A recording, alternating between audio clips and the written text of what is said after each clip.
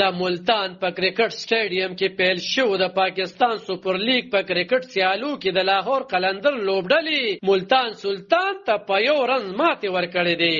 د پیسل د اتم پړاو د پرانیستې لومړۍ سیالۍ کې ملتان سلطان لوبډلې په ټاکلو شلو ورونو کې 106 منډې جوړې کړې وې چې جواب کې د ملتان سلطان لوبډله د 6 لوبغاړو د سوځېدو په تاوان په 115 منډو جوړولو وتوانېده. د ملتان سلطان له لوري کپتان محمد رضوان تر ټولو زیاتې 15 رنزونه جوړ کړل. شان مسعود 15 ډیوډ ملر 15 کیرن پولارد د سوځېدو نه بغیر 19 رنزونه جوړ کړي. د لاهور قلندر کپتان شانشاه پریدي حارث رؤوف حسین طلعت او زمان خان یو لوبغاړي آوټ کړلو. د دې نه وړاندې د لاهور قلندر لوبډله د ملتان سلطان په بلنه لومبه بیټینګ ته راووتله او په ټاکلو شلو ورونو کې د 6 لوبغاړو په تاوان 115 رنزونه جوړ کړي. د لاهور قلندر پر زمان تر ټولو زیاتو 15 رنزونه جوړولو باندې بریالي شو.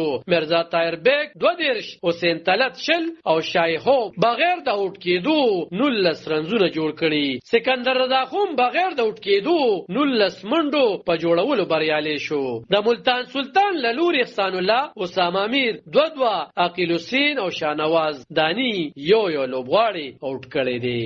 علب خان شیرپو دلبر نیوز 400